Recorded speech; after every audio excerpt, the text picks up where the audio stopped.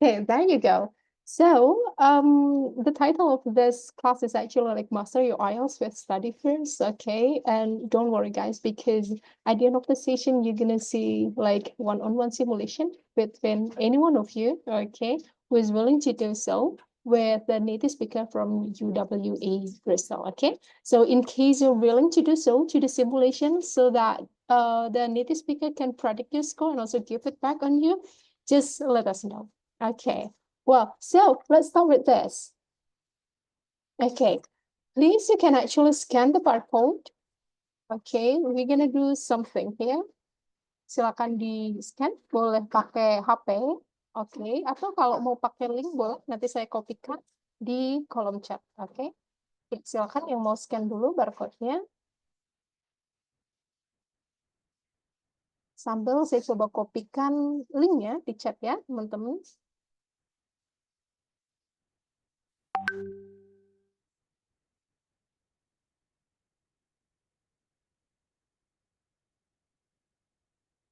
Oke. Yang belum bisa mengakses barcode dan mau pakai link aja, here is the link. Di kolom chat, teman-teman. Oke, ya silahkan klik linknya. Oke, udah di-copyin ya sama Kak Nazma. Thank you so much. Okay, some of you actually are so interested in doing the simulation. Okay, nanti silakan ketika Tomnya sudah hadir ya, Tomnya nanti akan hadir. Ketika dipersilakan, nanti silakan present, akan dipilih langsung oleh Tom. Okay, so can you access the link already? Oh, okay. It seems I have already typed so many words here. Okay, I'm gonna share. Yeah. So what's actually the hardest points? The biggest challenge in learning IELTS? Okay. Wow. Speaking. Well, if you're not familiar with this feature, actually the biggest one, the biggest word actually explains the biggest concern. Jadi kalau kata speaking di sini paling besar, artinya berarti teman-teman paling khawatir tentang speaking. Okay. Speaking, wow, grammar. Grammar is coming forward as well. Okay, writing, betul. Writing is actually tricky as well. Pronunciation, vocabulary. Okay, some of you actually shared about the topic as well, like environment. Betul banget. Okay, so if our background is no environment and we get this topic, it actually can be a nightmare. Okay. Ya, sejauh ini speaking is still the biggest. Ya, jadi bisa disimpulkan teman-teman merasa speaking adalah yang paling challenging. And actually the good news is that you come to this class and we're gonna talk about speaking, okay? And you're not gonna learn about the theory only, but you also will practice, okay? Kalau misal kalian terpilih, nanti kalian akan practice. But don't worry if you don't have the opportunity to practice with a native speaker, actually you can still learn from the explanation, from the way he gives feedback, okay? From the way he gives some scoring, something like that, and you can learn actually from that as well, ya. Jadi kalaupun nggak terpilih, don't worry, karena kita tetap bisa belajar feedbacknya seperti ini. Okay, and well, thank you so much. I know that you're so excited. You still want to type like some of the challenges that you have.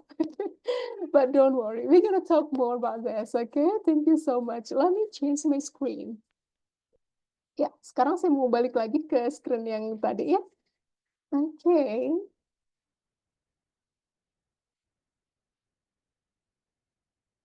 Kalau dilihat dari kegelisahannya, teman-teman tadi lumayan concern tentang speaking, dan speaking adalah yang akan kita bahas. Kalau tadi ada kegelisahan juga tentang writing, sebenarnya Study First juga ngadain banyak kelas gratis ya, salah satunya writing juga, gitu.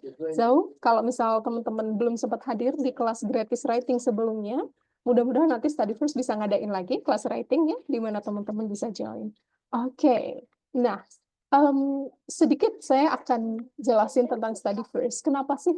Terus kemudian saya tuh memutuskan untuk jelasin study first. Jadi berangkat dari pain point tadi ya, teman-teman ngerasa speaking itu salah satu challenge, ngerasa vocab juga terkadang jadi challenge, pronunciation dan lain-lain, yang semuanya itu memang aspek-aspek penting dalam IELTS.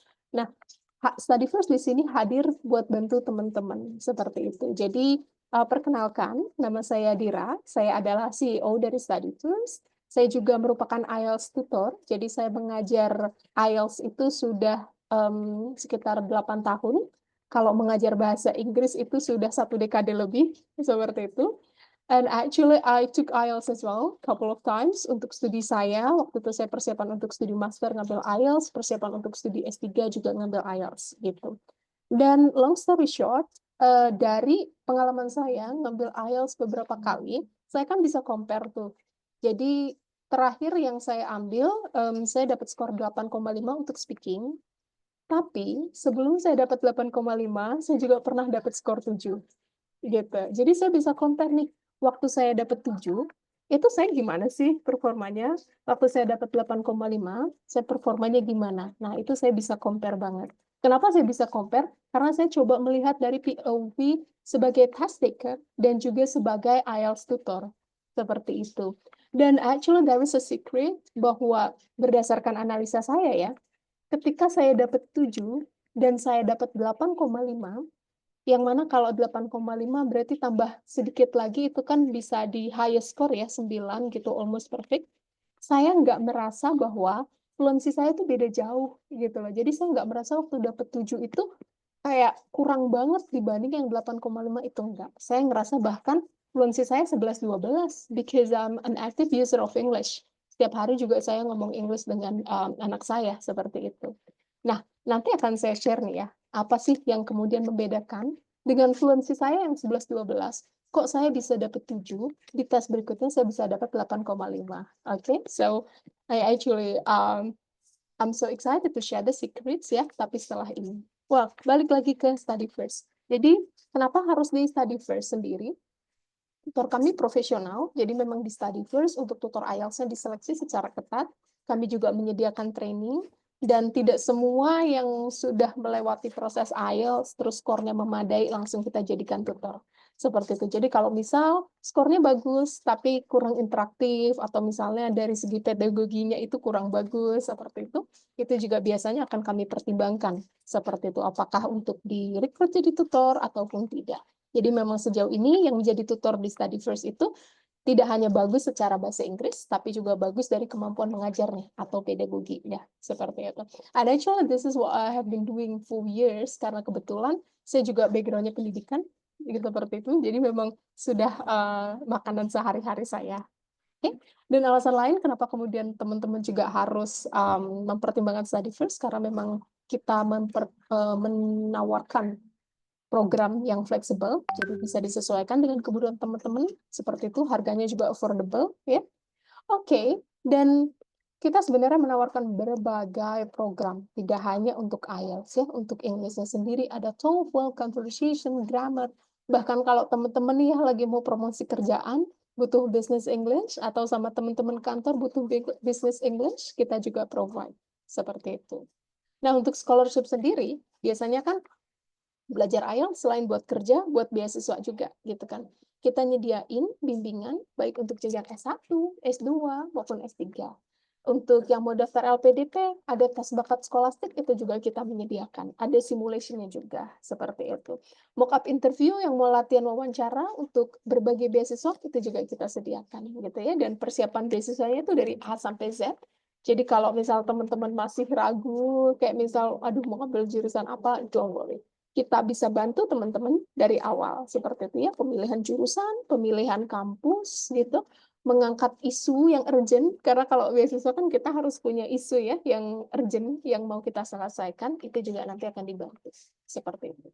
Dan yang bikin unik lagi nih ya, di Study First, kita juga menyediakan penerjemahan tersumpah, seperti itu.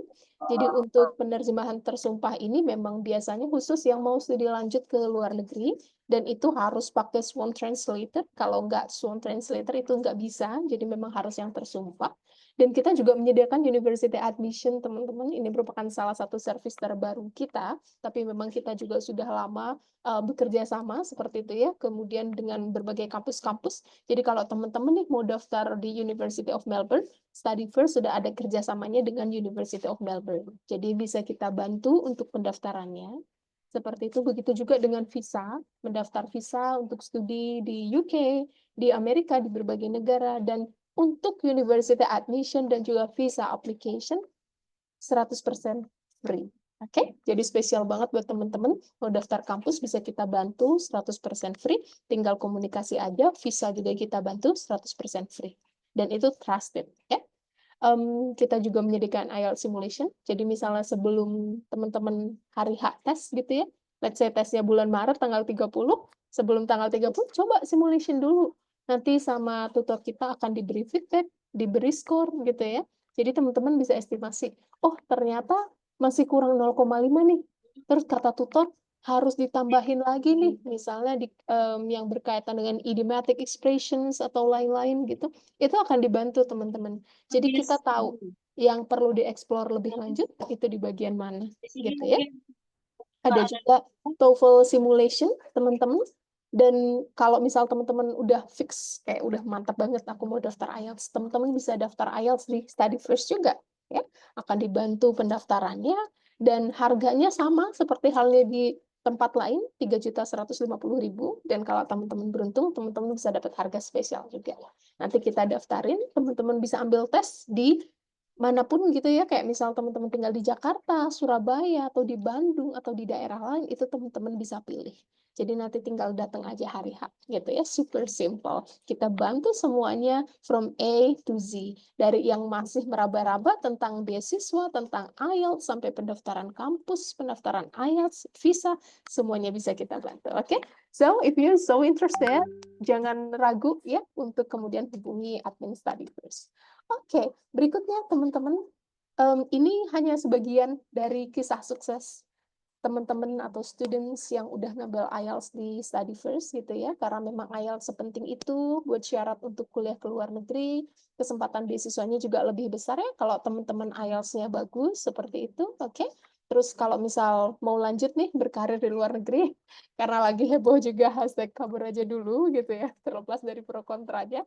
Nah, IELTS ini salah satu yang mendukung hashtag kabur aja dulu gitu ya. Oke, nah selanjutnya teman-teman, tadi udah disebutkan bahwa memang Study First untuk tutornya juga terpilih gitu ya, nggak hanya mampu secara bahasa Inggris, tapi mampu juga secara mengajar. Kita juga pembelajarannya intensif, jadi kalau privat, di tempat lain biasanya privat 60 menit, di Study First intensif 90 menit. Kenapa kita buat 90 menit? Karena sebagai tutor saya tuh ngerasain banget 60 menit ngajar IELTS, aduh itu tuh kayak belum apa-apa gitu ya. Materinya banyak gitu kan. Dan kita harus berangkat dari areas of improvement-nya student. Jadi kalau misal student kebetulan areas of improvement-nya itu banyak gitu ya, kayak harus dari basic, ya berarti kita harus dari basic. Atau udah di level intermediate, tapi kemudian ada accuracy yang kurang gitu ya, itu juga harus kita address. Makanya 60 menit nggak cukup, tapi dengan 90 menit di Study First, kita bisa menawarkan hasil yang lebih maksimal gitu ya. Secara value for money juga sangat valuable di Study First gitu, karena per jamnya terjangkau banget gitu, hanya 100.000. Bahkan di bawah 100.000 ya, kalau teman-teman kebetulan mau belajar bareng Besti gitu-gitu. Oke, proven results, banyak banget students kita yang dapat 8 plus ya, 8,5 gitu. Oke, nah ini beberapa tutornya. Masih banyak tutor IELTS di Study First, seperti itu. Nanti teman-teman bisa request, misalnya memang teman-teman ada preferensi, aku pengen tutor yang cowok gitu misalnya. Atau aku pengen tutor yang writing-nya 7,5, kebetulan writing itu momok, aku udah ngambil IELTS berkali-kali, writing-nya stuck di angka 6 gitu misalnya, atau di angka 6,5 gitu ya, itu boleh juga. Seperti itu. Jadi untuk tutor di Study First sendiri, beragam banget ekspertisnya. Kalau misal kayak mau khusus yang writing dan speaking misalnya, itu juga bisa. Atau teman-teman pengen belajar yang khusus reading aja nih, dan spesifik banget pengen reading yang matching heading aja. Nah, itu juga bisa teman-teman, sespesifik itu pun bisa kita cover gitu ya, karena kita konsepnya personalized coaching. Oke, dan ini beberapa kisah sukses teman-teman di Study First. Ini yang sekitar bulan Januari atau Februari gitu ya, yang terbaru. Ada yang dapat 8. 8 itu sangat memuaskan ya, artinya memang teman-teman mau daftar di kampus ternama sekelas kayak misal Oxford, Cambridge, 8 itu nggak akan ada yang nolak gitu ya, selama skill lainnya juga aman gitu. 7,5 juga sebenarnya udah cukup, karena bahkan untuk level PhD itu biasanya di 7 atau 7,5 untuk level S3. Dan yang dapat 8 di sini 7,5 itu banyak yang bahkan buat pendaftaran S2. Artinya memang buat S2 aja skornya udah setinggi itu gitu ya. Yang 8 dan bisa kita lihat ya untuk writing yang jadi momok, tapi banyak juga di study first yang writingnya bagus ya. Untuk writing 7 itu memang buat sebagian orang nggak mudah. Banyak yang kadang stuck di angka 6 atau 6,5. Tapi dari teman-teman di study first ini, students kita, banyak yang bisa dapat 7. Seperti itu. Untuk reading, listening, jangan ditanya lagi ya. Karena memang itu salah satu skills yang buat ngeboost skor overall kita adalah di listening dan reading. Seperti itu, teman-teman. Oke, ini beberapa testimoni gitu ya, kelasnya engaging, karena memang sekali lagi kita cari tutor yang bisa ngajar, nggak cuma bisa bahasa Inggris, ada feedback juga, jadi benar-benar kita perhatiin. Oke, kamu improvementnya di sini nih, gitu ya. Aku kemarin udah ngasih kamu feedback buat improve di vocab kamu, tapi kayaknya belum terlalu nih, jadi perlu kamu maksimalin lagi. Terus misalnya berikutnya, oke, vocabnya kamu udah bagus nih, ada peningkatan signifikan, tapi aku ngelihat pronunciation kamu agak menurun, gitu. Jadi benar-benar diperhatiin teman-teman, sesetia itu tutor kita, gitu ya. Begitulah testimoni, makanya kadang ada yang cuma belajar 2 minggu, tapi bisa dapetin skor 8 di study first. Oke, nah berikutnya teman-teman, ini beberapa program yang ada di Study First. Untuk yang privat sendiri, per jamnya ini hanya sekitar 120.000, which is very affordable ya, 120.000 per jam. Kadang kita nggak ngerasa nongkrong minum kopi aja udah lumayan mahal, seperti itu. Dan kalau yang IELTS All Skills, ini kita intensif ya, sekitar 30 jaman, seperti itu, 659.000. Dan itu all skills, listening, reading, writing, speaking, gitu ya. Jadi buat teman-teman yang kayak udah pernah IELTS nih misalnya, tapi kok kayak lupa karena memang udah lama, bisa ngambil yang IELTS all skills. Atau belum pernah belajar IELTS atau belum pernah ikut kelas IELTS gitu ya, bisa juga nih ambil yang all skills. Karena di sini nanti akan dipelajari juga dari awal gitu ya sampai akhir. Dan nanti akan ada simulasi, semuanya akan ada simulasi IELTS 2 kali. Begitu. Ada juga yang parsial ya. Biasanya memang kayak yang tadi teman-teman isi di awal ya, yang jadi momok adalah speaking dan writing. Jadi kita sediain parsial khusus untuk writing dan speaking. Di mana di kelas parsial ini intensif ya teman-teman, 7,5 jam, teman-teman akan lebih banyak praktik gitu. Jadi kalau misal udah pernah belajar IELTS atau udah pernah tes IELTS tapi kok speakingnya stuck atau writingnya stuck, cocok banget ya buat ngambil di kelas ini. Dan ini intensif plus eksklusif. Kenapa bilang eksklusif? Karena cuma sekitar 5 orang aja per kelas. Kebayang seberapa carefulnya si tutor ini ya bisa memperhatikan perkembangan satu-satu gitu. Karena memang hanya sekitar 5 orang aja per kelas ya. Jadi kalau teman-teman yang ngerasa udah bisa memetakan ya mapping, aku kayaknya butuh penekanan di writing dan di speaking, bisa ngambil partial. Tapi kalau pengen belajar dari awal semuanya buat refresh lagi, bisa ambil IELTS All Skills. Atau kalau, aduh aku pengen request yang jamnya fleksibel deh, soalnya aku kerjanya tuh shifting gitu misalnya, ambil IELTS Private. IELTS Private materinya bisa request. Oke? Nah, berikutnya teman-teman ini yang edisi Ramadan. Karena kita tahu kebutuhan teman-teman, ritme kerjanya, ritme belajarnya mungkin beda ya sama Ramadan. Jadi, teman-teman bisa ngambil paket ini, dan ini intensif teman-teman hanya weekend aja, ya. Hanya weekend aja mulai minggu depan. Jadi, ada 2 sesi dalam 1 hari, teman-teman bisa lihat di sini.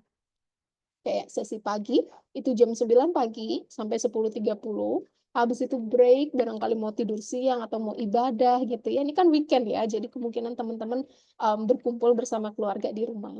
Nah, nanti setelah itu jam 2 kita sesi lagi dengan materi yang berbeda, jam 2 sampai setengah 4. Jadi jangan khawatir, yang mau ngabuburit, yang mau siap-siap buat buka puasa, itu nggak akan terkendala. Oke? Jadwalnya ini dia 8, 9, 15, 16, 22, 23. Jadi Sabtu Minggu gitu. Nah, nanti jedanya ngapain dong? Senin sampai Jumatnya.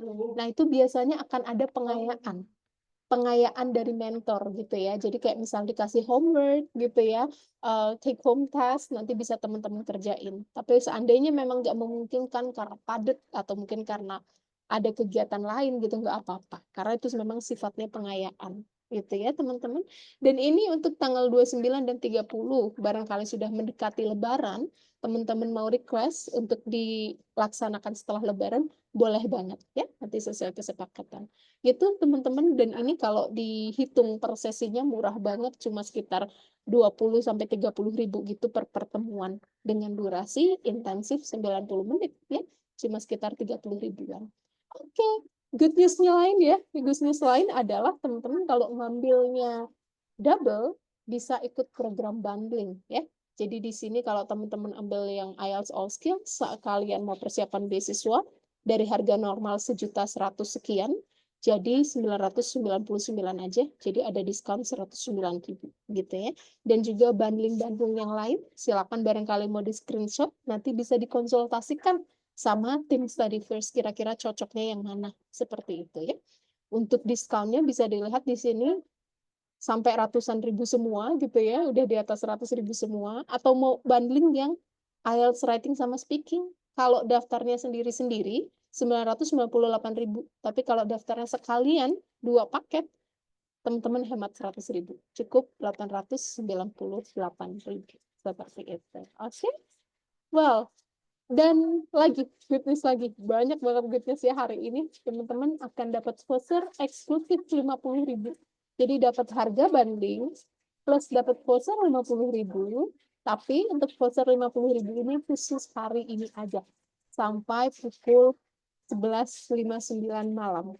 Seperti itu ya. Jadi teman-teman bakal dapat bonus yang tumpah-tumpah. Udah bonus bundling plus bonus voucher juga. Seperti itu. Oke, dan ini dia untuk klaim vouchernya. Teman-teman bisa scan barcode ini ya. Tadi sempat ada pertanyaan juga, gimana buat dapetin sertifikat dan lain-lain. Itu nanti bisa ya teman-teman.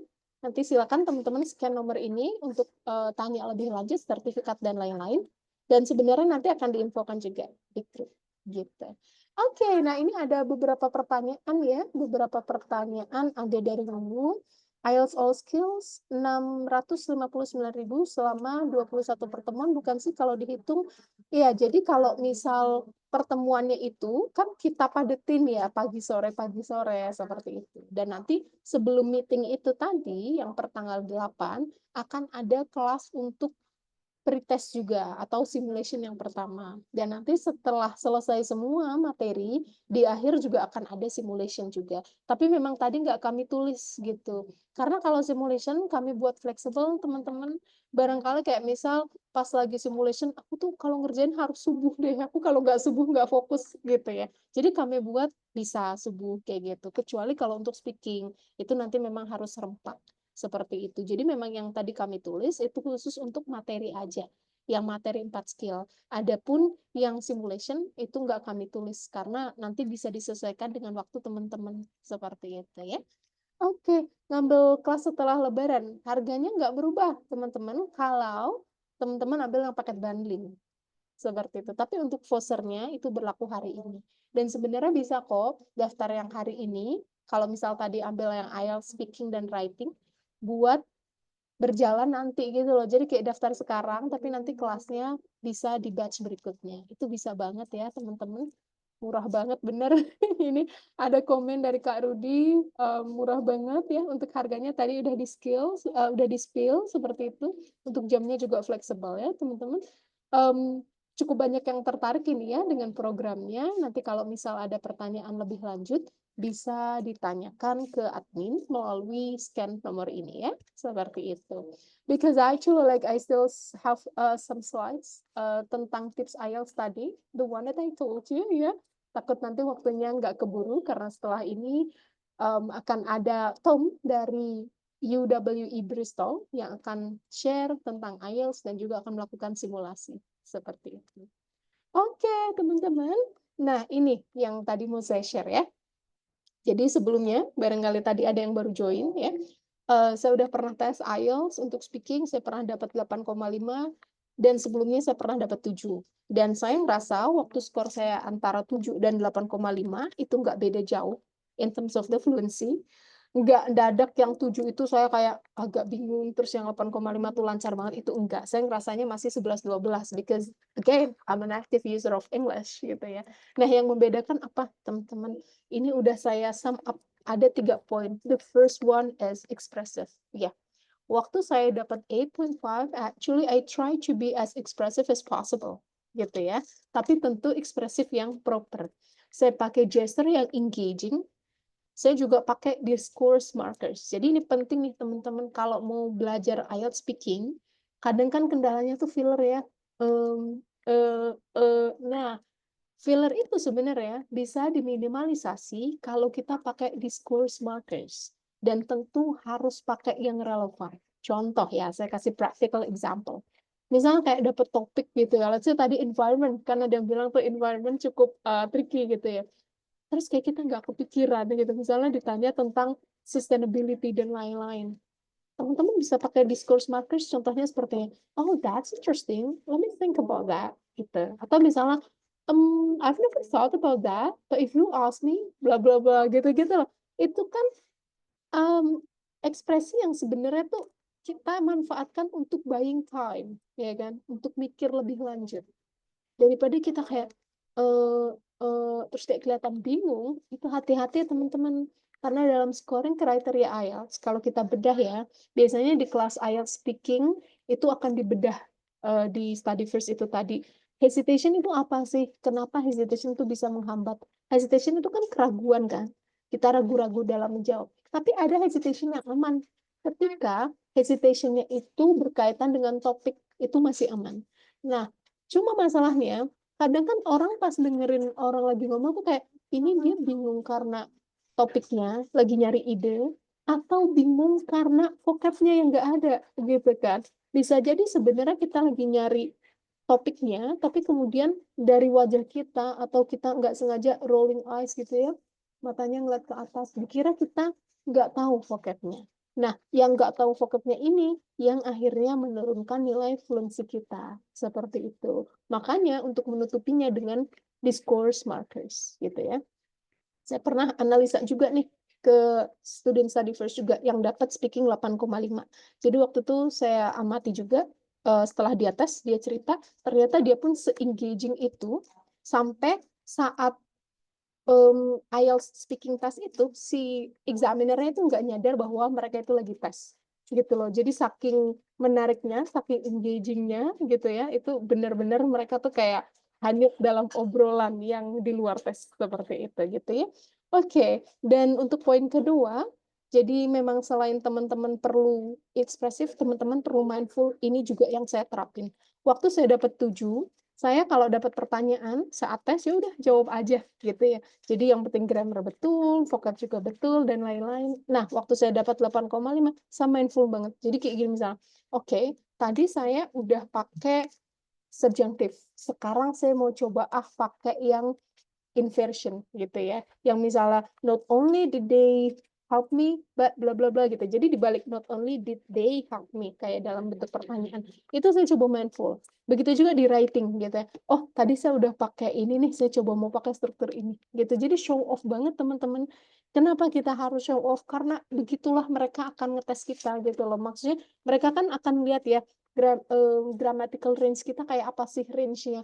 Oh, ternyata pakainya simple sentence semua. Dianggapnya kita nggak ngerti, padahal bisa aja kita ngerti, tapi nggak kita pakai. Nah, itulah yang terjadi waktu saya dapat 7. Jadi saya tahu beberapa fitur grammar, tapi nggak semuanya saya pakai gitu, karena saya pikir ya udahlah ya kan kayak ngomong biasa gitu loh, maksudnya nggak harus mindful itu. Tapi ternyata kalau buat dapetin 8,5 atau mungkin 9, kita benar-benar harus show off. Kita harus tunjukin ke mereka that we actually master the grammatical rules gitu. Nah, yang terakhir teman-teman, because we're running out of time ya, pasti teman-teman udah excited banget untuk ketemu Tom. Fake it till you make it. I know you're already familiar with this tagline, but it is what it is ya, dan beneran itu impactful banget teman-teman. Jadi please, mau senervous apapun kalian, tangan geter gitu ya, tangan udah dingin gitu, itu jangan sampai ditunjukin, ya. Mau kalian tuh bingung nyari vocabnya, aduh mau ngomong encourage aja kok lupa gitu. Kadang kan gitu kan kayak gitu banget vocab yang biasa aku pakai lupa. Itu jangan ditunjukin. Caranya gimana? Dengan senyum gitu. Jadi kalau teman-teman bisa nih ya, kebetulan MC atau mungkin sering pakai smiling voice, pakailah smiling voice biar nggak kedetek teman-teman lagi bingung mau di otak ini udah umek banget gitu ya mendidih gitu. Jangan tunjukin, tetap tenang, pakai smiling voice, tangan yang bergetar jangan sampai kelihatan gitu ya. Jadi misalnya kayak bingung pakai ekspresi tadi misalnya, oh this is very interesting gitu. Pakai ekspresi juga. Jadi kayak mereka tuh ngerasa kita serelax itu ngomong bahasa Inggrisnya, berarti memang kita udah terbiasa ngomong bahasa Inggris, berarti memang kita nggak punya kendala. That's why we deserve 8.5 atau mungkin teman-teman bisa dapetin 9. Oke, so that's it teman-teman ya. Selanjutnya akan saya serahkan ke Tom. I'm gonna check first. Apakah Tom udah di sini? Let me stop my screen. Hi Tom, hi. Hello, how are you? Good. Hi, I'm good. What about you? Yeah, I'm doing really well, thank you. Yeah, it was very interesting. I couldn't understand all of it, but I got the general gist of what you were saying is already valuable information for everyone who's come here today. So yeah, hopefully in my session I'm just going to follow up a little bit on some of the valuable things that you've said already. Thank you so much. Really appreciate that. And I think your explanation will be so helpful as well for them because they're so excited to meet you, Tom. They have already registered the program since a week ago, I think, and they're really excited. So here we go. We finally meet you. Yes, well, it's yeah, it's lovely to well see some of you and yeah, to be here today. Thank you very much for the invitation. It's always a pleasure to speak with people in Indonesia. I've only ever visited once actually, and I was with my colleague in Jakarta, but it was a very nice visit. Really enjoyed Mm, it there. Um, okay. Well, so I'm happy that you visited Indonesia and you really enjoy it. I hope next time you can come here again to meet us, perhaps. Okay.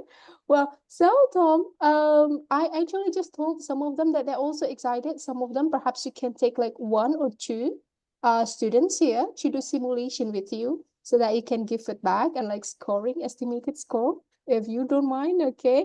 But if you have like some slides to present, go ahead. Time is yours. Okay. Thank you yeah, so much, Tom. okay, yeah, thank you. So I didn't get a strong brief today, so I Mm, feel like I've made a presentation. But would you prefer that I went through my presentation, or would you prefer that I spoke to some people in a breakout room? Um, mm. I'm Well, not sure what's expected of me. well, actually, if you have some slides to present, go ahead. I think they will be so happy to listen to your explanation. Okay. And afterwards, you can do simulation. I think it's better to do it together because if we do breakout room, I'm afraid some of them couldn't get more explanation from you. And I guess they're so excited to get that. Does Yeah. that make Okay. sense? Okay. Okay. So, Sure. I'm gonna let you to share your screen. Okay. So let me Okay. make you as the co-host. Okay. Can you see my screen here? Sure. Yeah, you can see. Mm-hmm. Fantastic. Okay. Right. Right, okay, so yes, hopefully everything works with this today. Sometimes it doesn't. But yes, I'm gonna just expand on what the previous speakers said about IELTS speaking. Guys, I'd really like you to get involved if you can. So to join in the conversation, all you need is a handheld device. It can be your mobile phone or a tablet, or you can just use your laptop. You can either scan the QR code or you can go to menti.com and enter um, the the PIN number that you can see, which is 38126962. I'll just give you guys a quick moment just to log in. Give me a thumbs up once you've logged in, because I do have a quick quiz, and this will test to see how much you guys have been listening to the previous talk. It should be quite easy. But yeah, just log in and give me a thumbs up. As I said, just scan the QR code or go to menti.com.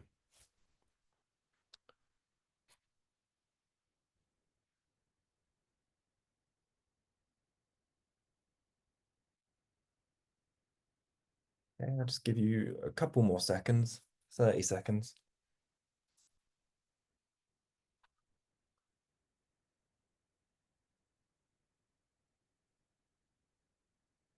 Okay, can you all see it on your screen? Is that all clear? Yes, thank you, Najma. That's great.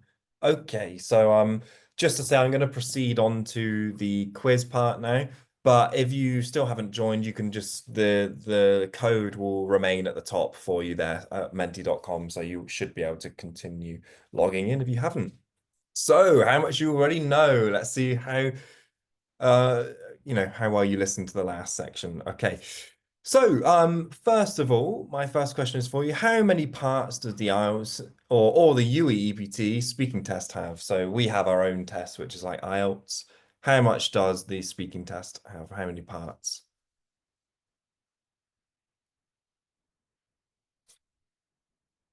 Well, good. Let's see. Okay, fantastic. So it seems like yes, most people were listening attentively. Yeah, brilliant. So yeah, we got three parts of the test, and I'm sure you've already covered which parts they are. We'll practice looking at some of those later on. So very good. Okay, next part is which is not a part of the test. A debate, a discussion, an introduction, or something which we call a long turn, basically a mini presentation.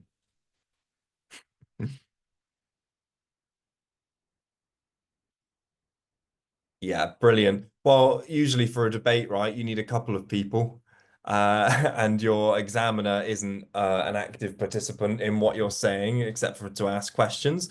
Yeah, you're all right there. Oh, sorry, it's because someone keeps on logging in. Yeah, the correct answer is yeah, a debate. There's no part of a debate.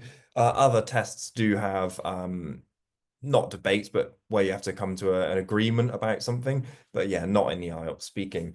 Approximately how long is the test? This can depend on the examiner, but standardly, how long is it?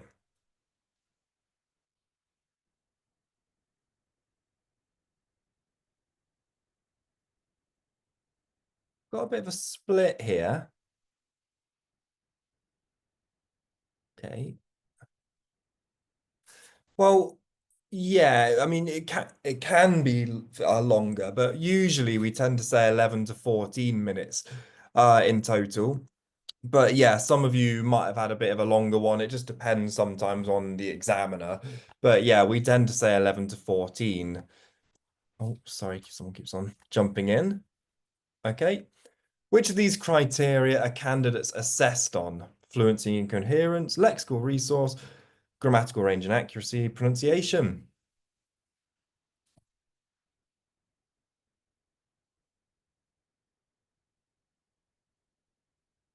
Yeah, very good. Okay, so most of you have come to an agreement. It's all of them. Yes, these are the four components that your examiner will be assessing you on. We're going to go into a little bit more detail about those in a moment. So yeah, as you know, there are three sections to the test, the interview, the long-term discussion questions. Usually, this is maybe more to do with UEs on test, but the IELTS as well, we say about 11 to 14 minutes in total. You'll be marked on all of the four criteria that we mentioned earlier. So I'm not sure. I'm going to skip through this bit actually because I know I'm very limited on time, but this is an old version of what the IELTS examiners might see or look at. There is now a new, more updated one. But yeah, so if you look at it here, so fluency and coherence, you would say to get a band six, the speaker is willing to speak at length, though may lack coherence. We'll talk about coherence in a moment due to occasional repetition, self-correction, or hesitation. Okay, so yeah, a six there. In Indonesia, we do tend to see decent speaking scores, and most people don't overly repeat words and things like that. You can see there for yourself as well. I won't read all through it, but to get a six on lexical resource, grammatical range and accuracy, pronunciation, you can compare that to what you just learned about with an 8.5. So, with an 8.5 or higher, you'd be looking at someone who can speak fluently. There might still be occasional repetition, but that's fine because, naturally people speak and repeat things. That's expected.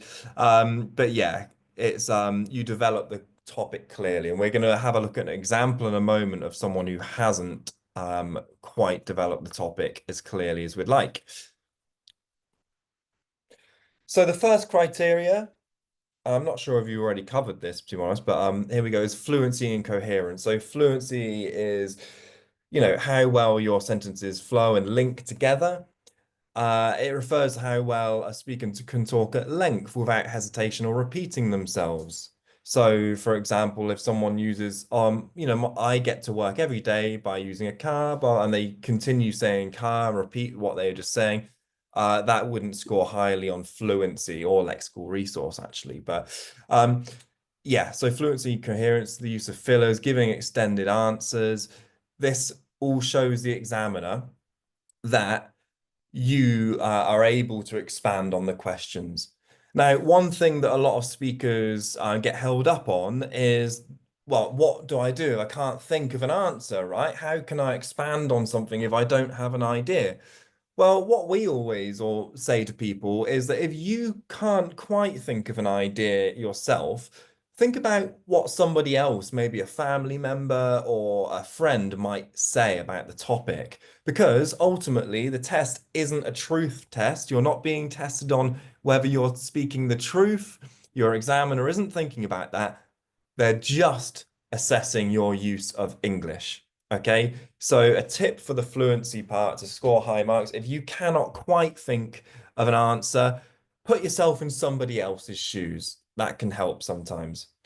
It's also related to how you organize your ideas and links them together in a logical way. Okay, so yeah, think about a good way to practice fluency is just generally have conversations with friends and pick up on record yourself and listen back to a question that you've received from a friend or a colleague or a teacher or whatever. And you can also watch videos online as well. There are lots of ways you can develop it. But like the previous speaker spoke about, it's important to use connectives and discourse markers, such as therefore. They can help your coherence. You could say, firstly, I will discuss that. I'd like to talk about my experience living in Jakarta when I was 15. I don't know, blah, blah, blah. So you can use these to your advantage to help you logically organize what you're saying. Connecting ideas and sentences, this is a big thing here. So we use connectives and discourse markers. I've just told you what they are. They're just words and phrases which manage what we say, and they can also be used to express attitude. So, but, because. Okay, so don't overuse them though. Okay, so some candidates come into a speaking test and they think, right, I'm speaking to a native English speaker. I've got to show off by using big words and overusing discourse markers. Actually, that's not very natural. That's not a very natural way to speak. So use them appropriately, but don't overuse them. Okay, I'm sure you've just done this a little bit now on your device. What other connectors and discourse markers can we use to give us a structured response? So you can just type in your answers on your device.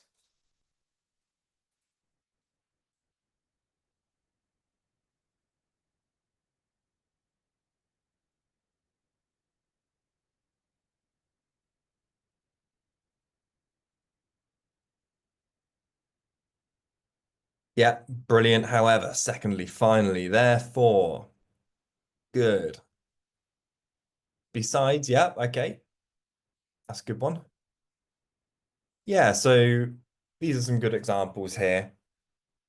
On the other hand, yeah, so you can compare and contrast two things. That's a really good one there. Additionally, yeah. Moreover, yeah, moreover is one that I don't often use actually, but it is a good one, yeah. Um, Great. Okay. Yeah, there's some really good examples there of connectives, discourse markers. You can just keep it simple as well. And, but, and words like this, but we've already discussed those, so that's good. Be as it may, yeah. Brill. Okay. So yeah, as the previous speaker said, they are important. You can just look online and find posters like this, which show you a list of all of the discourse markers you might use. Just remember, don't overuse them. Just try and use them naturally where you can. Lexical resource, lexis is just a fancy way of saying vocabulary. It's just using it accurately and appropriately. It also is to do with your ability to paraphrase. So paraphrasing is a really big part of the IELTS test in general, because most questions in the reading and the listening will include paraphrasing. And if your speaker, your examiner asks you a question, then they say, "Oh, tell us about your hometown." Instead of using hometown, you might say, "Well, the place where I live, a place where I've lived since I was young, has developed dramatically over the last 20 years. First of all, when I was 12, the town, blah blah blah." I'm just divulging. So yeah, you can paraphrase. Yeah, okay, I'll move on to that. So, um, yeah, remember to sorry, I can't move on. Just remember to with your vocabulary as well, just don't be over the top and don't use massive words that, some I've had speakers come to exams with me and they've been like, right, let's try and impress Tom. And they've been like, oh, so the conscientious matter of the future, what blah blah blah. And I think to myself, oh, why are you using these big words? Just express yourself simply, naturally. Don't impress me with big words because it doesn't necessarily get you extra marks. Okay, so that's another thing to say about it, and just don't repeat too often as well. Okay, right. I'm doing okay for time. Yes, grammatical range and accuracy, as you know, you need to use a mix of simple and complex structures when you speak. Be careful of verb tenses too. So this is something that often comes up. If you're asked to talk about a past event, then you need to use the past tense. Or, you can use that. You need to think about, really listen to what the examiner is asking you. Okay. So yes, be careful of verb tenses. So I've got an example here. What would you like to do after you finish university? Well, we can talk about you can use the words going to or will, or you can, talk about events in the future. How often do you go on trips abroad? Well, this is talking about, oh, sorry, blah blah blah. You need to talk about, oh, I usually go abroad once a year on my summer holidays. Okay, so you wouldn't talk about the past, you just talk about a general truth, which is usually in the present. And the last one is describe the best teacher that you had at primary school. You're being asked about the past. Remember to use the past tense. Honestly, it sounds simple, but a lot of people get tripped up on this, especially with words like do, does, did, all of these. Just listen out for what your examiner is asking you, because it is important to use the right grammar. Yeah, and so I won't go too much into detail about complex sentences because we're going to see an example of it in a moment, but they often use a dependent and an independent clause. And just in case you don't know, a clause is a group of words with a subject and a verb. So, for example, a dependent clause, because it was hot, it doesn't have a subject and a verb. Sorry, it does have a subject and a verb, but it doesn't make sense by itself. If I just say because it was hot, well, what are you talking about? What are you referring to? So you need to add an independent clause. I took off my jacket. It makes sense by itself. Okay. So if you don't know too much about clauses and how to form complex sentences, I do recommend having a look online. Um, yeah, I took off my jacket because it was hot. It sounds so simple. You've used the connector there because, again, one problem that a lot of speakers have, and we'll see an example of this, is they get nervous and they speak in short utterances, sentences like that. I live in Jakarta. my favorite food is pizza. And it just doesn't, it sounds so robotic. All right. So that's why complex sentences, I always use that. They help things flow together. Okay. And they add additional information to help your the listener understand more about what you're trying to say. Also, just to talk a little bit more about using relative clauses, relative pronouns include who, whose, where, when, which, that. They connect two sentences and provide further information about a noun or a name. So, for example, my brother, who lives in England, is coming to visit next month. Okay, so yeah, the part there, who lives in England, okay, that is the relative clause there. It's introducing additional information about my brother. Okay, so yeah, that's just an example of where you can use those. I can't actually see half of it because I've got the Mentimeter code on my screen. But yes, just remember you can use relative clauses as well for adding it additional information. Okay. Again, just another one because I do want to get to giving people practice. Yeah, conditionals can be a great way of talking about hypothetical future events. Like if I won the lottery, I'd buy a big house. It can talk about scientific facts. If you heat water, it boils. Likely situations. So if it rains later, I'll stay at home.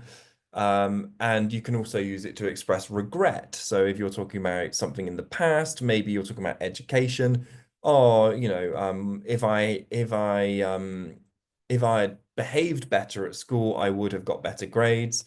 If I hadn't if I hadn't have spent all my money on beer, I'd have a Ferrari. Okay. So conditionals can be a really useful way as well to show off your range of grammar. In addition to that, you can use modals.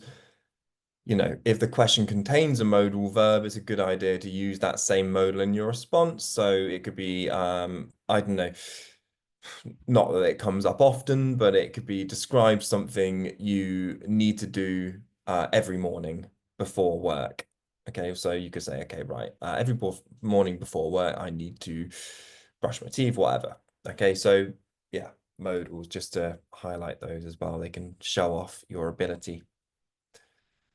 Okay, pronunciation is something that bothers a lot of people, and not just examinees, but it can also bother a lot of teachers because a lot of teachers aren't really confident in teaching pronunciation, which is understandable. People pronounce words in different ways, and obviously, if English isn't your native language, you might pronounce something completely differently to how I pronounce it. But that won't necessarily mean that you get poor grades because ultimately you're being graded on your fluency as well. So sometimes you'll be graded higher for your fluency than the accuracy. Okay, so it depends. But this is all about how you use sentence stress. It's important not to be monotonous and just to speak like that and give nothing more. Like that, again, it sounds robotic. It's not gonna make you sound great to the examiner. Okay. Just a little part here about connected speech. It's a feature of pronunciation that you will be marked on. And here's just some examples. I won't go through all of them, but we have stuff like to help you sound more fluid. Again, I'm going to use that that whatever you want to call it, gesture. You can do something called catenation. So instead of saying an orange, in English, quite often we're lazy with our language. In many languages, we're lazy and we try to shorten it to save ourselves breath. Okay, so instead of saying an orange, we'd say an orange, like that. Okay, so that's an example of catenation. Okay, sorry. You could say linkage as well. Yeah, connected speech, but yeah, an orange would be an example. Deletion. Oh, sorry, I'm not sure what's going on here. Deletion is when we clip sounds. So in English, we might say instead of going to, we'd say I'm gonna go to the shops. There's no problem with that. In fact, I would look at that and think, right, okay, so this guy is quite a fluent speaker. They've used deletion there. I'm gonna go somewhere. Weak forms. We don't say fish and chips. We say fish and chips. Assimilation again. If I say I live in Bath, the last N sound of in would become an M. Okay. Anyway, I won't go on. You can just take a picture of this. But one that I like is intrusion. It's just where you have intrusive sounds like yeah, or were. So we've got media events. Instead of media events, we say media events like that. Okay. I've got someone in the chat. Oh, sorry, no. Okay. Media events. We've got the y sound, which looks like a J in here, but we said I always. I always. So the y sound comes in. I always go to the shops on Saturdays to go shopping with my friends. Again, that sounds more natural than it might if you said I always go to the shop. Okay, so yeah, I always. And then we got a W as well. So go away. Okay, go away. Like that. Rather than say go away, go away. Okay. I'm not going to go into it in lots of detail, but yeah, have a look at the features of connected speech online or wherever you learn about these sort of things. They can really help you sound native, natural, whatever. Okay, I've got some people saying how long have we got in the chat box? So I will quickly go on to some more other parts. So yeah, part one, as you know, is the interview part. Your examiner will introduce themselves and check your identity usually and ask general questions about familiar topics. So this is seen as the warmer. It's supposed to warm you up and make you feel comfortable, relaxed. You might be asked generally about your hometown, your studies, your hobbies, whatever. Okay, this is done so that you yeah, build some confidence because one thing that examiners don't like seeing really is when people are really nervous and uncomfortable and you know, I've had it so many times over the years and it's a shame because a lot of the time the people who are so nervous can speak really well. It's just that they hate doing speaking exams. So yeah, it's the part one is just designed to try and get you to relax a little bit. These questions can all be answered with your own information and opinions based on your own experiences or your situation. Okay. So yeah, it's one thing that we always say to people is don't give one word answers to questions. So where do you live? Jakarta. How long have you lived there? 6 years. Okay, it's a real struggle for me. I'm sat here thinking, oh gosh, I'm having to do most of the talking here. So remember to give structured responses. Try and elaborate on your answers, okay? So just think about two to four full sentences. So answer the question, support it with an explanation, and you provide an example if you can as well. So if you're asked, where is your hometown? My hometown's in the southwest of England. It's known as one of the most beautiful places in the UK because of its idyllic beaches, its moorlands, and its, I don't know, wildlife or something. Blah, blah, blah, blah, blah. Okay, that sounds better than just saying, where are you from? Jakarta. Oh, okay. So I'm just going to play an audio clip now. Okay, so I've got two tracks for you, and I just want you to decide which one you think sounds better. I'm just going to try and move this icon out the way. Okay, don't vote yet because I haven't I haven't played the audio yet. So wait a moment. Here's the first one. Do you like watching films? Yes, I do. I do like watching films. What kind of films do you prefer? I prefer suspense films and also action films and comedies. I like comedies a lot. Do you prefer watching films at home or in the cinema? Oh, I prefer watching films in the cinema. It's much better. You have a big screen and also you have a good sound system, and at home you have many distractions. When was the last time you went to the cinema? Actually, I went last Tuesday.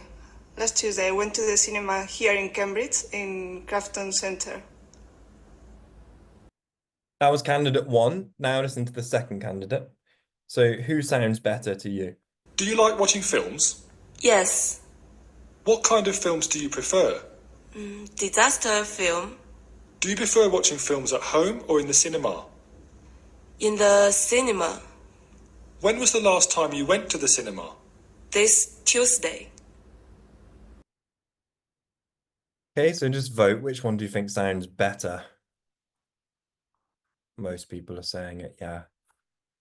The first one, right? Okay, the first one definitely sounds better than the second one. Okay, candidates one answers are well organized and developed. They are also full sentences that provide extra information beyond just the initial answer. Candidate two, his answers are short, simple. They're it's a real effort for the examiner because he's having to ask a lot of questions here. The answers weren't developed and there weren't any further information or details. Now, remember that you need to give enough information for the examiner to actually give you a score on. So if you just say, cat, I like cats, cats are great. Well, I've only got a couple of sentences there and I'm thinking, oh, right, okay. What score am I going to give you? I'm not sure. Okay, so yeah, remember, draw out, elaborate on your answer. Right, I'm just going to play another one now. Okay, this is track 3. I want you to answer the questions. Okay, you can make a note, or you can just put it in the chat box. The first thing I'd like you to answer is how many questions did the examiner ask? What kind of questions did the examiner ask? What topics did the examiner cover, and how long did the student speak for? Okay, so I'm just gonna, oh, I've clicked on the wrong one there. Sorry, let me get, okay, so this is just a part, sorry, people keep on dropping in. I can't go on my tabs. Right, so just listen to this and I'll put the answer. Track 8. Now, in this section of the test, I'd like to ask you some questions about yourself and where you live. Do you live in a house or an apartment at the moment? Right now, I'm living in a house with 2 other students. It's a pretty big house with 2 floors, a garden, and a shared bathroom. I moved in during the summer. Where do you live? In the city or the countryside? Our house is in the city center, about 5 minutes walk from the train station. We're close to all of the shops and restaurants, and our school is about a 20-minute bus ride from my house. There's lots to see and do around there, so I'm pretty happy with the location. Who else lives with you where you live? Well, as I said, I live with 2 other students. They both go to the same school as me. One of them is from China and the other is from India. I'm from Romania, so I think we live in a pretty international house. Is there anything you don't like about where you live? Well, I don't like sharing my bathroom with others, and the kitchen is often very busy, but I think that's normal for a shared house. Also, we need to do the gardening regularly, or things get out of control. Sometimes the trains can be a little loud as well, especially in the mornings. Now, let's talk about shopping. Where do most people go shopping where you live? Most people go to the City Gate shopping center, as it's the biggest and has the most shops and restaurants. There's also a cinema and ice rink, so people go there not just to shop, but to hang out with their friends as well. It has all of the famous brands, and most importantly, it's warm in the winter. When do you usually go shopping? I usually go at the weekends, as I'm too busy with my studies to go in the week. The only problem is that the city gate gets very full at weekends, and you have to wait a long time to get a bus back home because so many people are trying to catch the bus at the same time as you. Why do lots of young people like to go shopping at big shopping centres? I think it's because everything is in one place, and they're clean and comfortable, and it's safe for young people to meet. Where else can you go that has all of the shops and entertainment under one roof that the big malls have? Would you ever do your shopping at the local market? I'm not really sure, as the local market is more for older people who just want to go and buy some cheaper food or clothes, and the styles and brands on sale at the market are a bit old-fashioned for me personally. Maybe my parents would be fine with going to the market, but there's really nothing interesting for me there. Okay, so yeah, just feel free to put some answers in the chat as well. How many questions approximately? It doesn't matter if you're exactly right. I know there's quite a lot there. What type of questions were being asked? What were the question words? Sorry. What were the topics, and how long did the speaker speak for? You can type down your answers, or you can, well, I'm not sure if you can say them aloud. Okay, yeah, so we got an answer there. 8. Okay, good. Thank you, Rosmer. Yeah, I counted 8 myself. There might have been, one more or one fewer. We've got 8 questions. Yeah, home and shopping was yeah, the topics there. Yeah, we had about 30 seconds. Yeah, so I wrote it down in sentences. So I thought it was 2, 4, maybe 6 sentences. The speaker elaborated for a long time. And what about the question words? Well, the question words, we had everything really, didn't we? We had pretty much all of the WH questions. We had why, who, where, what, when. We even had a hypothetical situation introduced. Would you ever shop at this place? Okay, so yeah, you go, oh yeah, well, we'd maybe use one of the conditional sentences there. So, if I had more money, I would shop at this shop or whatever. I don't know. So yeah, you're being asked a range of different questions there to show off your yeah, well, I'm gonna say it again, your range of grammar, lexis, and so forth. Okay, so yeah.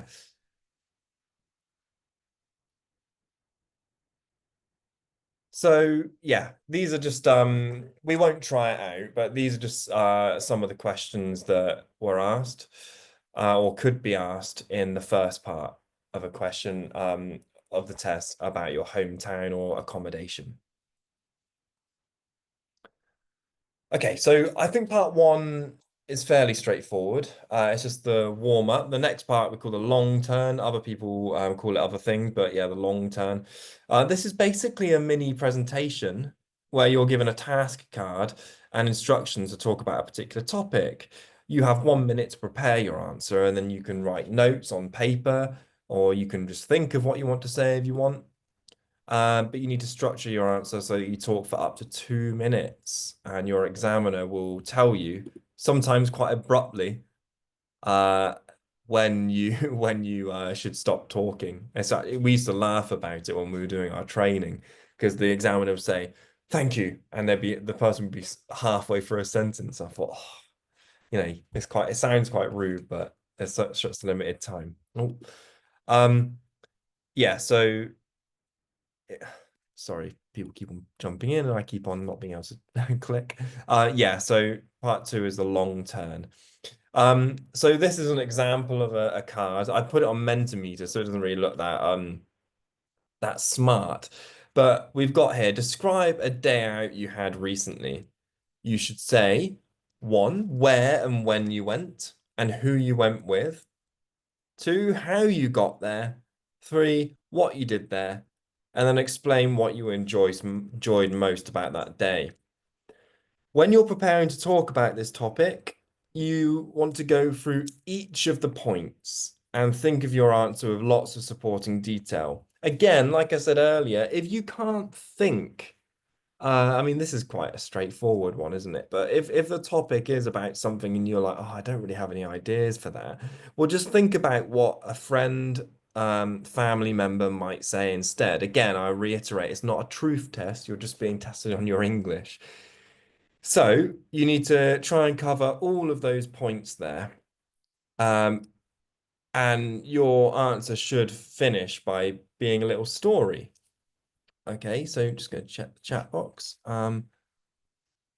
Yeah, so yeah, okay, we've got yeah, go to shopping. You just say go shopping on this one, okay, instead of go to.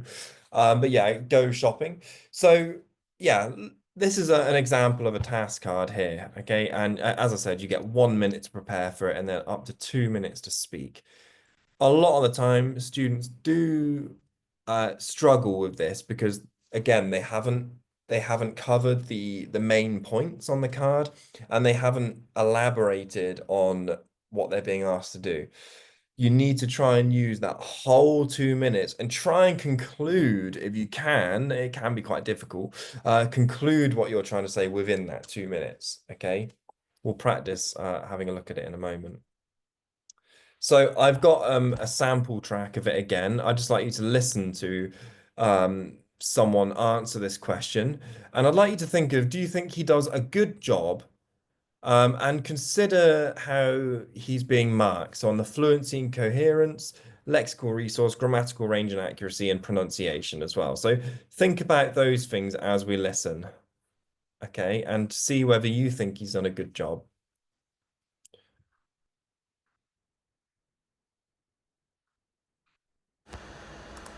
Right. I'm going to tell you about a trip I made last Sunday to a beautiful lake, which is, let me see, about 50 kilometers from my village. Well, I went there with my girlfriend and one of our friends from university. Okay, we had to set off really early because of all the cars. The traffic at weekend is often really bad, especially if the weather is good, like, it was last week. We went in my friend's car, so he picked my girlfriend and me up from my house at about 6:30. I didn't think the traffic was too bad, and we got there quite quickly. I think it was about 8 o'clock when we arrived. Anyway, so the first thing we did was to buy some coffee and some chocolate from a cafe next to the car park. Because we had set out so early, we'd had no time for breakfast. Afterwards, we thought we'd go for a walk around the lake. As I said, the lake is really beautiful.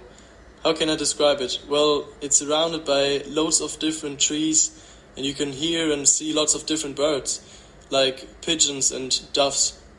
My girlfriend is really keen on looking at different birds, bird watching, so she kept telling us to be quiet as she listened out for them and tried to look at them through, those things you look through that make everything seem bigger. Okay, what did we do next? Well, by the time we had finished walking round the lake, we were all pretty hot. Our friend, who's a bit crazy, decided to jump into the water to cool down. He tried to get us to go in too, but we wouldn't. Right, so after that, what happened was that... Oh, I know, we had lunch. There's a really good restaurant by the lake. It's very popular, but luckily we had booked a table. The food was great, and we felt really sleepy afterwards. So for the rest of the day we lay in the sun. What I enjoyed most about the day, let me see. Okay, I know. I think what I enjoyed most about the day was seeing my friend jumping into the lake. I don't think he realized how cold it was going to be.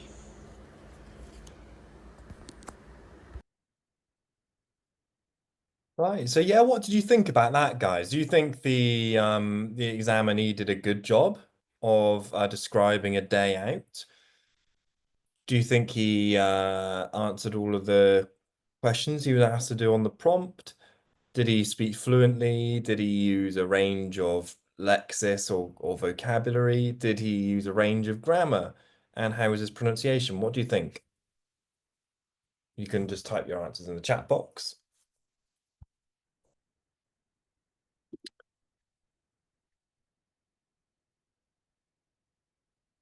Yeah, okay, so Yosef, thank you. Yeah, he's doing good. There were some stops though. Yeah, there were a few, yeah.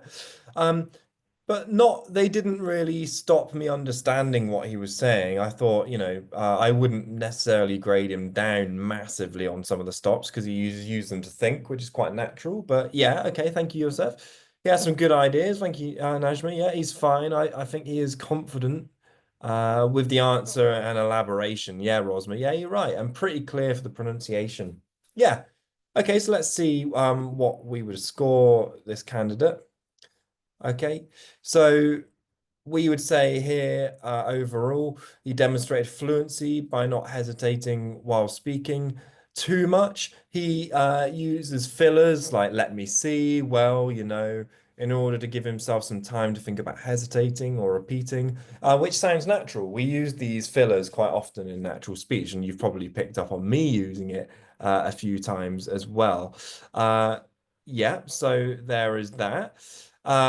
In terms of so that was in terms of fluency. Coherence, he did a good job of organizing the story chronologically. So he started from the beginning of the story and went all the way to the end and used linkers after that, then as well as other signposting language. He used a good range of vocabulary. Uh, he attempted to use unknown words. When he wanted to talk about binoculars, he actually paraphrased. He forgot the word, but he said here, my girlfriend is really keen on looking at different birds, bird watching. So she kept telling us to be quiet, quiet as she listened out for them and tried to look at them through those things you look through that make everything seem bigger. So he did quite a good job there. Even he couldn't remember the word binoculars, but he did describe what they were, which I think that would be, quite a good thing, really. The grammatical structure is varied as well. He changes the subject of the sentence, and you know, he didn't start every sentence with pronouns like we or I. He also incorporated structures like what I enjoyed most. So he did quite well on grammatical structure as well there. So yeah, I think overall this speaker got a 6.5, I think, for this speech here. So that was quite good. But I can't exactly remember if it's 6.5 or 7 now, but yeah, it was a fairly decent, good example there. Yeah, I don't know if we've got time. We'll maybe come back to this part to try it out later. Do you think? Yeah. But yeah, because I wanted to show you part 3 as well, just before we come to the end of it. Just remember that the examiner is interested in your language, not necessarily your opinion or whether it's telling the truth. You can use delaying tactics if necessary to give yourself time. Don't try and give your real opinion if it's too complex and you don't have the language for it. Could think about how someone else might say it, like I've mentioned before, and support your ideas with examples as well. Okay, so those are just some of the tips we'd give for part 2. I'm going to quickly go on to part 3 because I know I'm very limited on time and you guys might be hungry or tired after a long day. The last part is just a discussion, usually about 4 to 5 minutes. And basically it expands on the second part of the test. So you'll discuss issues relevant to what you spoke about in part 2. Yeah, the examiner will ask you questions like asking you to give your opinion or to talk about whether you agree or disagree, things like this. So you'll just be asked to kind of give a bit more information to elaborate further on what you said in part 2. Remember, for this, keep lexical resource in mind, so the vocabulary, okay? From my perspective, would be an example of giving an opinion, or in my view. You could say, I completely agree, or I disagree with that view. All of these things here you can see on the screen. You can take a quick picture of it if you want. But yeah, rather than repeating I think all the time, you could say stuff like I suppose, I believe, it seems to me, in my opinion, as far as I'm concerned, etc. Okay.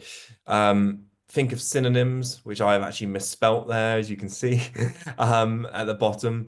Yeah, so that just goes to show you, doesn't it? Even native speakers make mistakes.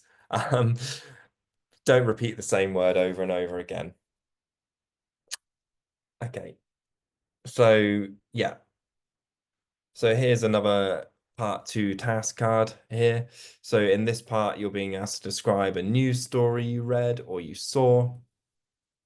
And you should say what kind of news story it was, what happened to the people in the story, why the event was important enough to be reported in the news, and explain how you felt about the story. Okay. So, oh, I'm just going to come to that because I'm going to give you some time now. Which part do I want to go for here? So I would just like to, I know we're limited on time, so I wanted to invite any people to give an example of how they might do this part, so the news story. So if we want to simulate an actual part 2 part of the test, we could try that now if we have enough time, Dira. I think we might have enough time. Yeah, Is that sure. We do. yeah? Yeah. Okay. Okay, I think Najma wants to be a volunteer. She's so excited. Yeah, that's fine. Yeah. Okay. So I'm going to, well, I mean, we can try a few different people. First of all, I'm going to give a minute. So basically, I just like let me find my here. So I just want you to, yeah, we'll do this part here. Okay. So forget all of this because we'll come. Don't worry about that because I was going to do a different thing. But anyway, I will just do this part. So I'm going to give everybody 1 minute, first of all, just to plan their answer, and then I'm going to ask for some volunteers to give an answer up to 2 minutes. Okay. So yeah, I guess we'll do it in the main room. I'll start with 1 minute. You've got 1 minute, which is starting now. You can see that. No, you probably can't.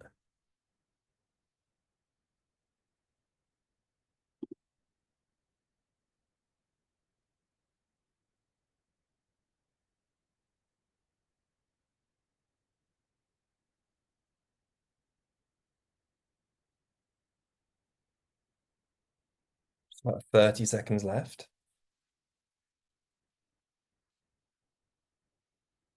Feels quite quick when you're on the spot, doesn't it?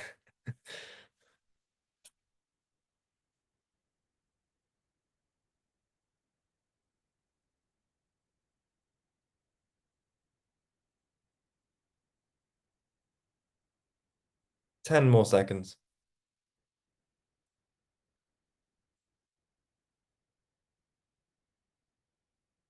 3, 2, 1. Okay. Oh gosh, that's loud. Oh, God, that's quite shrill. Right, okay, so there's a 1 minute. I'm gonna give it to Najma, I think, because I think you were the first person to volunteer. So apologies if I'm mispronouncing your name. I hope it's right, Najma or Naima. Yeah, that's right, Tom. Yeah, okay. Mm-mm. Great, nice to meet you. Nice to meet you too. Can I just Yeah. start? Okay. Yeah, I'll So, give you 2 minutes. Sorry, I'll give you 2 minutes starting now. Yeah. all right. So, recently the biggest news that I've come across is the news about the Pertamina gas company corruption. So it's about the CEO. His name is Mahfoud. So this big news was national news across headlines everywhere. And this was particularly about corruption. So what Mahfoud did behind the citizens' backs was that he was selling a gas called Pertamax, but he was mixing it with a lower quality gas, Pertalite. And legally, you can't do that. And he's been doing this for about a couple of years. The reason that it struck me is because one, I use Pertamax, Two, he corrupted the country with about 150 trillion, and that's not billion, that's trillion. And this affected not only the middle class people, but also lower class. Because can you imagine you're mixing two types of gases and it's going inside vehicles, which was also linked to the news about a lot of people had their filters in their cars broken. And this was because of this big corruption case that just came. Now, the reason it's really important to me again is because one, this doesn't just affect one person, this affects a whole nation. Indonesia is over 100 million people in population. The people affected was not only middle class people, but lower class people. And this big news, hopefully he can be jailed in the future. However, it's highly unlikely because we know that he has a lot of money. So this big news was really, it was disastrous. Okay. Wow, fantastic. You were right on the right on the mark there, Najma. Well done. Yeah. You literally right to the second, which is quite rare, and it's very it's a talent. Um, well done. Yeah, brilliant. So first of all, I'd like to get some feedback in the comments section actually. What did everyone else think? How do we think Najma did? Did she do a good job of describing a news story? We're seeing a lot of nice comments here. Brilliant.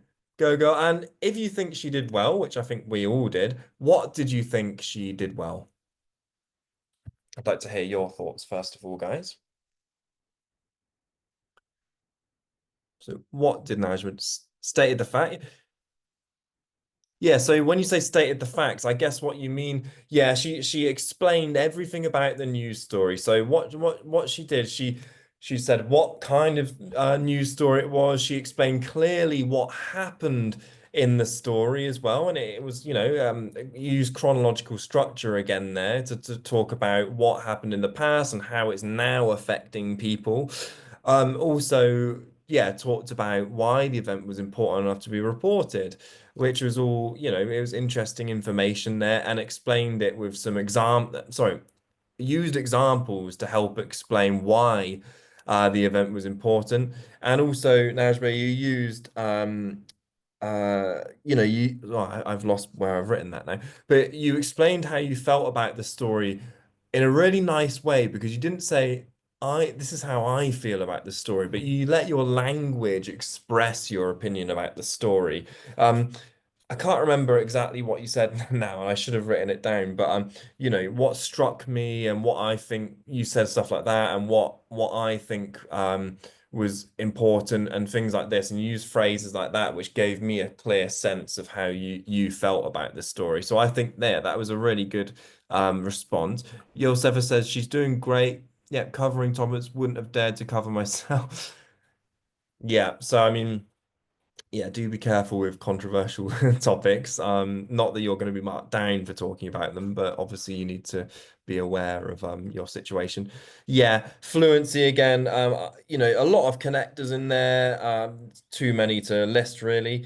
I really liked how you, with coherence as well, you did stuff like you said that's trillion, not billion. You said that, which was great. It was a real, you stressed trillion and not billion, and I thought that was really a really good thing. You also use words like some news I came across, which is more informal but also natural way to say something I read, or I saw. Struck me was another good thing. You also used questions, which I always quite like that in a presentation, really, when you say, can you imagine? Which I know it's not an actual kind of question, expecting a response, but it's a good way of sort of keeping the listener engaged in what you're saying. Wide range of vocabulary, yes, as Yosef has said. So yeah, disastrous, well explained, fluent, is really good at arranging the sentences. Yeah. Yeah. Fascinating, can explain and elaborate the answer to coherence.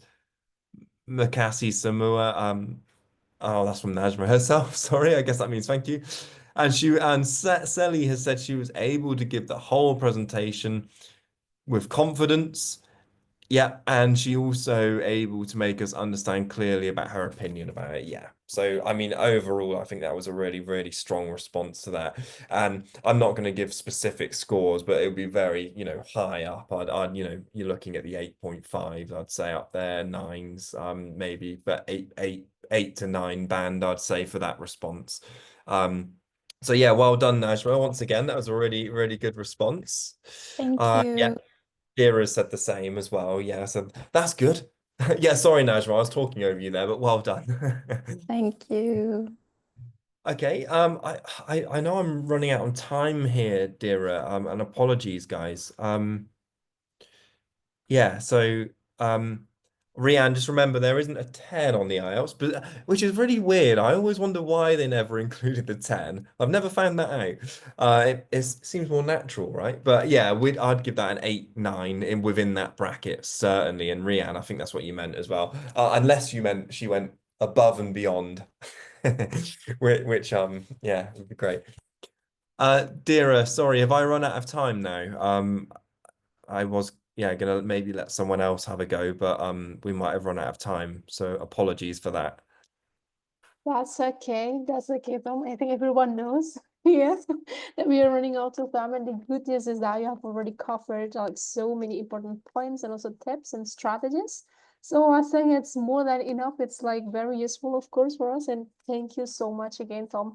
I think I don't know if it's possible for you. Like, is that okay if perhaps like we open, perhaps we let one of them perhaps to ask one question to you, like last question before we end the session.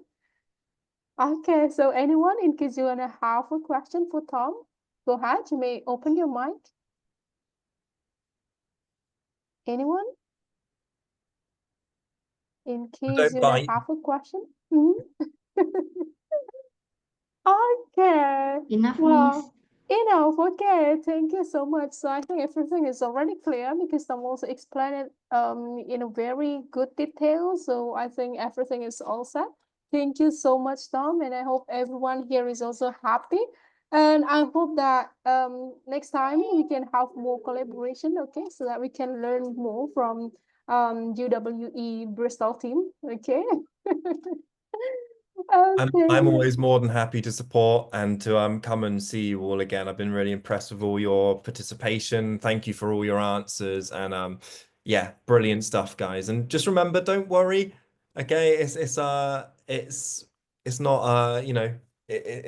a really it's a valuable learning experience, and I'm sure you'll all do well. Just deep breaths, relax, and yeah, just remember, elaborate on your answers.